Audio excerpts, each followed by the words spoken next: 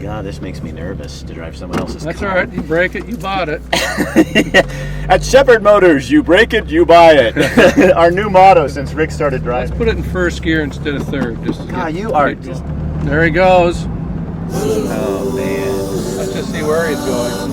You know, I can't believe how nervous I am to drive.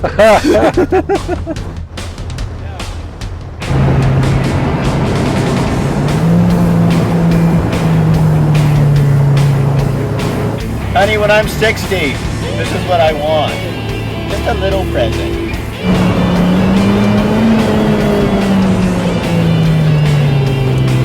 No, we don't go slow around corners, we go fast. Oh.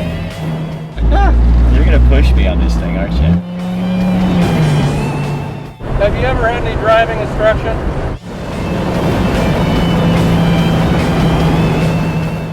We're just a couple juveniles. Uh-oh! Oh, kill! I centered it. Good job. Oh, Scott gets good, I said. Thank you for not running over there. You're welcome.